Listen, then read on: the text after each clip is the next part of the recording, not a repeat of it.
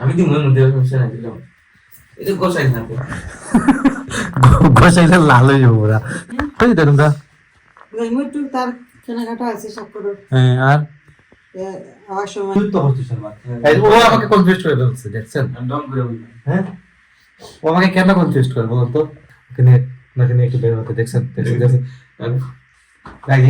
এই ফাইজলাম করার কোনো দরকার ছিল এই ফাইজলাম করার দরকার ছিল দেখছেন।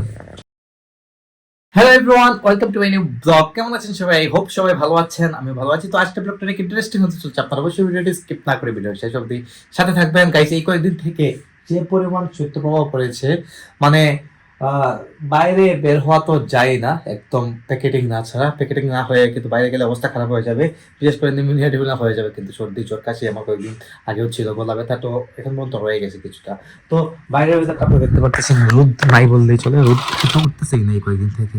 দেখুন আকাশের অবস্থা, বাইরের অবস্থা। তো এই ওয়েদারটা মানে এমনিতেই আমার ভালো লাগতো, ছোটবেলা থেকে এই শীতের জন্য অপেক্ষা করতাম, ভালো লাগতো। কিন্তু গাইস এখন এসে এটা আর ভালো লাগে না, মানে কোনো কাজ করা যায় না, কোনো কিছু করা যায় না, শরীরে শুধু আলসে চলে আসে। যাই হোক, কিছু করার নেই, এটা তো চলছে, চলবে। আর এখন তো সব অন্ধকার।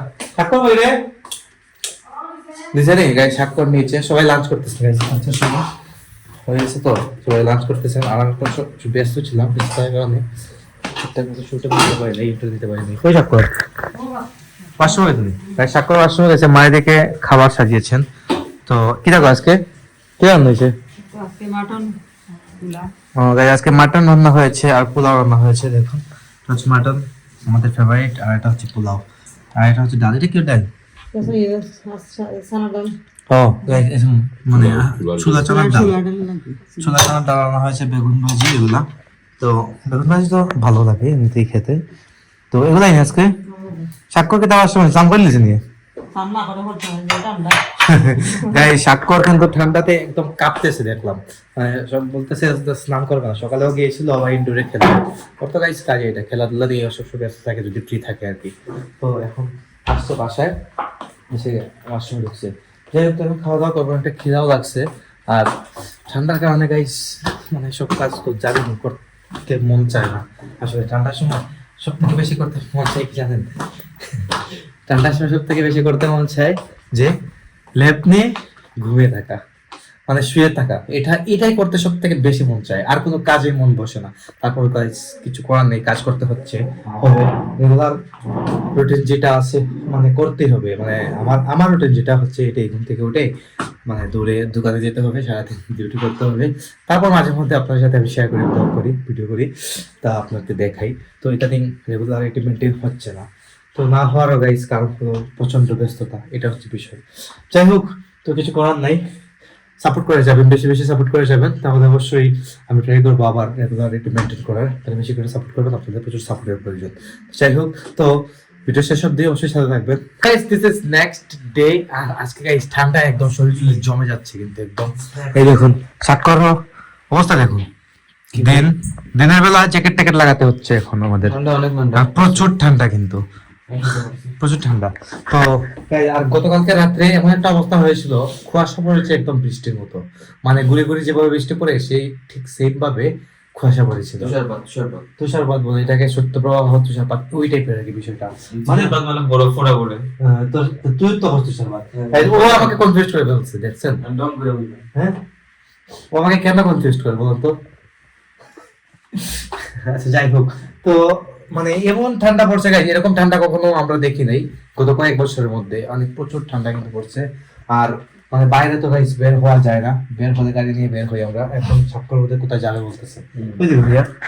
কই তো তুই আমার হইলো একটু বাড়ি মায়ের লেখা বাড়িতে মা কইছে আমি একটু বাড়িতে গাইস বলতেছে মাকে নিয়ে একটু বের হবে, কিন্তু এখন বলতেছে, আমি বললাম যে মাকে নিয়ে কোথায় যাবে, বলতেছে মায়ে বলতেছেন ওখানে ওনাকে নিয়ে একটু বের হতে। দেখছেন দেখছেন এই ফাইজলাম করার কোনো দরকার ছিল? এই ফাইজলাম করার কোনো দরকার ছিল দেখছেন? আর ফেসের মধ্যে বালা দিলাম এলো তুমি কোথায় দে কোথায় দে কোথায় দে গোজাই দুলা কোথায় দিতে গোসাই একদম এই দেখছেন কি অবস্থা করছে আমার ফেসের থেকে, তো এমনিতে লোশন দেয়া আছে, তারপরে কিন্তু কি দিয়ে দিচ্ছে দেখছেন। বালা দিলাম দিয়ে দাও আমার ভাই ক্যামেরার সামনে ইয়ার্কি করে না, তো এখন ইদানিং কিন্তু খুব ভালো ইয়ার্কি করতেছে। দেখছেন কি করতেছে, আমি দিই মনে মধ্যে সমস্যা নাই দিলাম এটা গোসাই হাতে গোসাইলে লাল হয়ে যাবো ওরা গাইস লেডিসদের মতো ক্রিম লেডিস না জেন্টস ক্রিম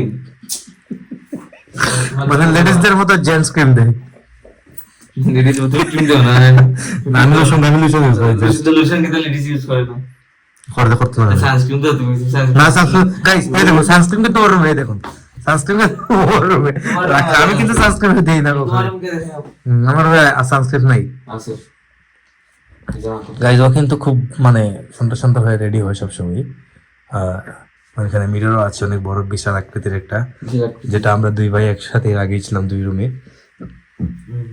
তো কোথাও এটা মায়ের ভাই তো কই আচ্ছা মাই মনে না তারা ভাই যেতে ও আমি নোয়া না দিতা মেবি হ্যাঁ গাইজ মামি উনি বলছিলেন যে ওনাদের বাসায় যাওয়ার জন্য অবশ্য সাক্ষর তো আসছে যাওয়ারও সময় হয়ে যাচ্ছে তো হয়তো আজকে মামি বাসায় যাবেন আর কি ভাই আর মা দুইজনে কই যেতে হবে তুমি কই যেতে তোমরা আমি একটু তার কেনাকাটা আছে সাক্ষরের হ্যাঁ আর আবার সময় মানে বাসা থেকে একটু টাইম বুঝছি গাইস মামি বাসায় যাবেন আজকে লোক সাক্ষরকে নিয়ে হ্যাঁ এখন যাওয়ার সময় হয়ে গেছে তো গাইস এর জন্য মানে সময় পাই নাই যে যাবে যে এই হচ্ছে বিষয় কই সাক্ষর কই তুই মানে দিন রেডি হয়ে যান এখন এখন মতো রেডি হচ্ছে আচ্ছা হোক রেডি সমস্যা নেই আমি কিছুক্ষণ রেস্ট করবো গাইস কারণ আমার কিছু রেস্টের প্রয়োজন আর ঠান্ডার সময় তো শরীরে একটু রেস্ট চাই বেশি তো গাইস ঘর এখন একদমই ফাঁকা বাসায় আছি শুধু